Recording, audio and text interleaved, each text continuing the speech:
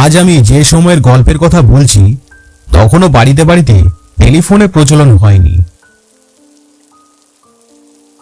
আর গ্রামগঞ্জে টেলিফোন বস্তুটির নাম কেউ কখনো শুনেছি কিনা সন্দেহ।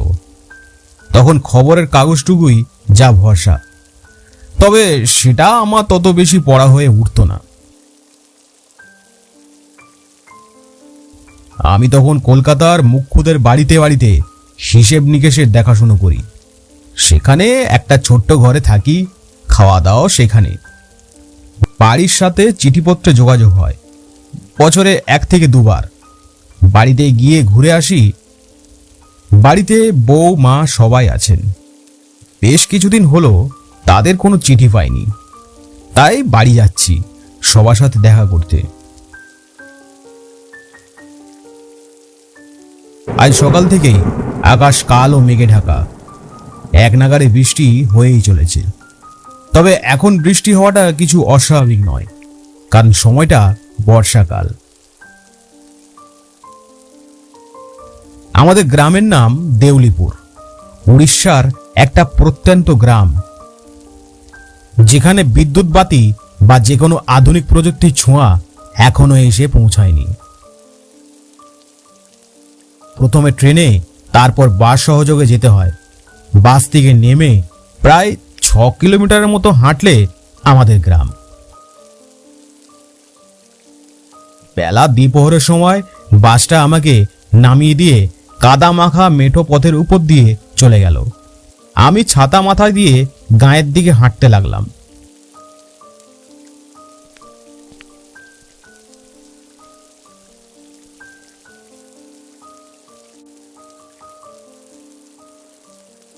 হাঁটতে হাঁটতে গাঁয়ের কথা মনে পড়ল।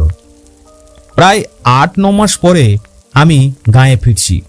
সারাটা বছর শহরে থাকার ফলে গাঁয়ের এই কদিনের ছুটিটা বেশ ভালো লাগে। আমার ঘরে গরুর দুধ, নিজেদের ক্ষেতের রোয়া মোটা চালের ভাত, পুকুরের মাছ আর দুবেলা দাবায় বসে দক্ষিণের মৃদুমন্দ বাতাস সেবন করা, হে যেন এক স্বর্গীয় আস্বাদ।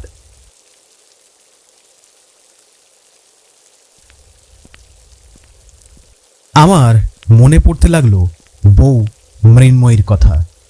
তাকে আজ অনেক দিন দেখিনি। হাঁটতে হাঁটতে শুনতে পেলাম অদূরে বাঁশবনের মাথায় আজ পড়েছে একটানা বর্ষণের শব্দ। বর্ষা কোকিলের কুহু কুহু ডাক শোনা যাচ্ছে। বর্ষা তার অন্তিম পর্যায়ে এসে পৌঁছেছে, তাই আকাশ যেন তার সমস্ত জল নিংড়ে ঢেলে দিচ্ছে এই বসুন্ধরার উপর। বেশ অনেকক্ষণ হেঁটে পৌঁছে গেলাম গ্রামের কাছাকাছি। গ্রামের শুরুতে বটতলায় বুড়োরা বসে আড্ডা মারে। কিন্তু আজ বৃষ্টির কারণেই হোক বা অন্য কোনো কারণেই বটতলায় এবং তার আশেপাশের জায়গায় একটা লোক তো দূরের কথা, একটা কুকুর কিংবা বেড়াল কিছু দেখাই পেলাম না। ভাবলাম বৃষ্টির কারণেই হয়তো আশেপাশে কাউকে দেখা যাচ্ছে না। বাড়ির সামনে এসে দেখলাম বাড়ির সামনের দেওয়ালগুলোতে শ্যাওলার আস্তরণ পড়ে সবুজ হয়ে গেছে। পিছনের চালতা গাছটা আরো শুয়ে পড়েছে পাঁচিলের উপরে। মনে মনে ভাবলাম নিশ্চয়ই ঝড়ে গাছটা পড়ে গেছে। যাই হোক, বাড়ির মধ্যে ঢুকে উঁচু গলায় ডাকলাম, মা, মা, বাবা, বাবা, কোথায় তোমরা? কারোর কোনো সাড়া না পেয়ে আবার ডাকলাম, মৃন্ময়ী, মৃন্ময়ী। এবারও কারোর সাড়া পেলাম না। বুঝলাম এমনটা আগেও হয়েছে। অনেক সময় সবাই মিলে ক্ষেতের কাজ দেখাশুনো করতে যায়, তাই হয়তো গেছে। আমি এগিয়ে গিয়ে ঘরের মধ্যে ঢুকলাম।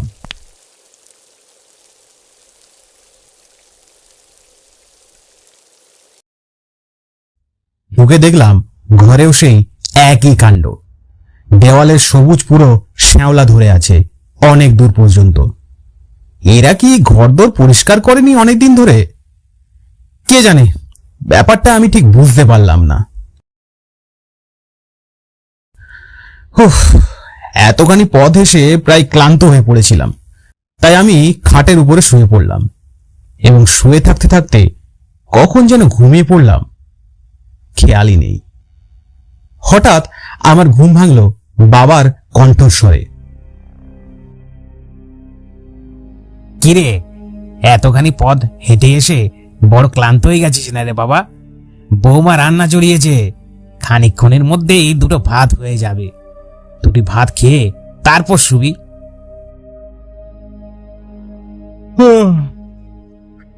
সেসব পরে হবে, এখন তোমরা বলো কেমন আছো? ভালোই আছি একরকম। তোর মাও ভালো আছে, বৌমাও ভালো আছে। এক কথায় আমরা সবাই ভালো আছি। তুই কেমন আছিস বল? আমি ভালোই আছি। তোমার হাঁটুর ব্যথা কেমন আছে? হাঁটুর ব্যথা এখন আর নেই, একেবারেই সেরে গেছে। হঠাৎ একদিন ঘুম থেকে উঠে দেখি হাঁটুর ব্যথা একেবারে গায়েব। বাহ, এ তো সুখবর। তোর কাজকর্ম সব ঠিক চলছে তো? হ্যাঁ, সব ঠিকঠাকই আছে। আচ্ছা, পেছনের চালতা গাছটা কবে ভেঙে গেল বাবা? এই তো কিছুদিন আগে। এই, তুই এবার হাত মুখ ধুয়ে নে তো বাবা, যা। বাবা ঘর থেকে বেরিয়ে গেলেন। আমি জানলার দিকে তাকালাম। বাইরে তখনও অঝোর বৃষ্টি পড়ছে, চারিদিকে ধোঁয়াটে অন্ধকার।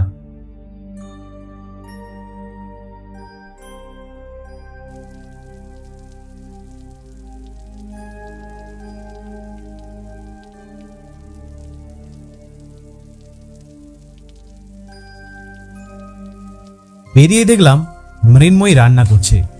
আমি তার দিকে গিয়ে বললাম, কি গো, কেমন আছো? আমাকে তো ভুলেই গেছো। দেখলাম সে কোনো উত্তর দিল না। এই, তোমার জন্য কি এনেছি জানো? আচ্ছা, এখন না, পরে দেখাবো, দেখলে তোমার মন ভালো হয়ে যাবে। তাও কোনো উত্তর দিল না সে। আমি তার কাছে আরো একটু এগোলাম। তারপর দেখলাম এক বিভীষিকাময় দৃশ্য। তার পা দুটো উনুনের মধ্যে ঢোকানো, পা দুটো জ্বলছে, আর সেই আগুনেই রান্না হচ্ছে। আতঙ্কে আমি দুপা পিছিয়ে এলাম।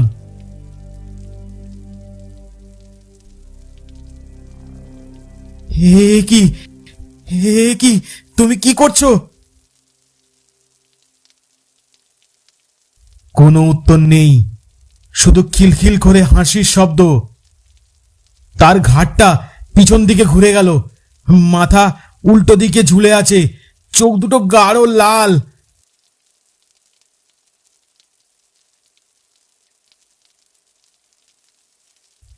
ভয়ে ছুটে উঠোনে এসে দাঁড়ালাম। তখনও আমার ভয় পাওয়া বাকি ছিল। বাড়ির চালের দিকে তাকিয়ে দেখি বাবা মা বসে আছে পা ঝুলিয়ে, তাদের চোখ দুটো আগুনের গোলার মতন জ্বলছে।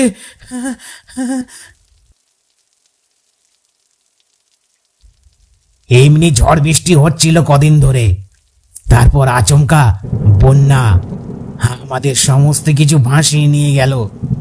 অনেক নিরীহ গ্রামবাসীর প্রাণ গেল সেদিন। সেই থেকে আমরা তোর অপেক্ষায় আছি বাবা।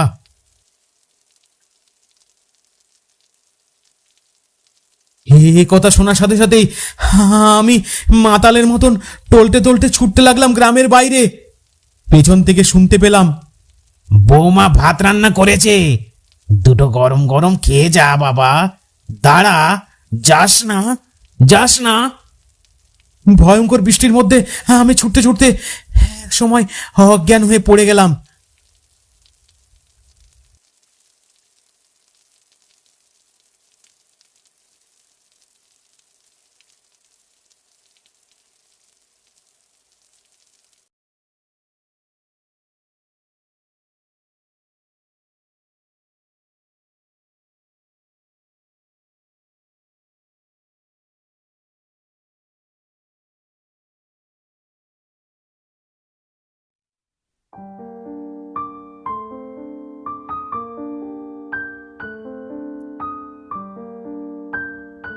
পরদিন চেতনা ফিরল এক অচেনা ঘরে।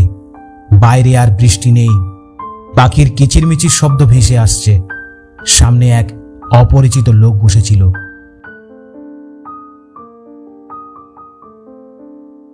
এখন কেমন বোধ করছেন? হ্যাঁ, ভালো। তবে আমি আমি ছুটতে ছুটতে মাটিতে পড়ে গেলাম, তারপর কিছু মনে নেই। আমি এখানে এলাম কিভাবে? আমি ওই পথ দিয়ে যাচ্ছিলাম, আপনাকে পড়ে থাকতে দেখে তুলে নিয়ে এলাম। কিন্তু আপনি সেখানে কেন গিয়েছিলেন? ওখানে তো কেউ থাকে না। আমি ধীরে ধীরে তাকে সব বললাম। লোকটি গভীর দীর্ঘ নিঃশ্বাস ছেড়ে বলল, আপনি বড় বেঁচে গেছেন। 3 মাস আগে, হ্যাঁ 3 মাস আগে এক ভয়ঙ্কর বন্যায় 3-4টি গ্রাম ভেসে গিয়েছিল। প্রচুর মানুষ মারা যায়। কিন্তু সে খবর তো আমি পাইনি। আপনি তো শহরে ছিলেন, খবরের কাগজেও এক কোণায় মাত্র খবরটা ছাপা হয়েছিল। যারা পালিয়েছিল পরে ফিরে এসে দেখে পুরো গ্রাম শ্মশান হয়ে যায়। সন্ধ্যার পর, হ্যাঁ সন্ধ্যার পর ওখানে কেউ যায় না।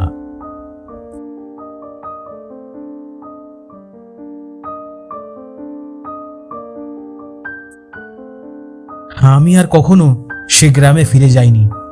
যেখানে নিজের মানুষরাই নেই, সেটাকে কি নিজের জায়গা বলা যায়? যে বাড়িতে আপনজন নেই, সেটাকে কি নিজের বাড়ি বলা যায়? আজও তাদের কথা ভাবলে আমার মন ব্যাকুল হয়ে ওঠে। ভয়ের চেয়েও কষ্ট বেশি হয়।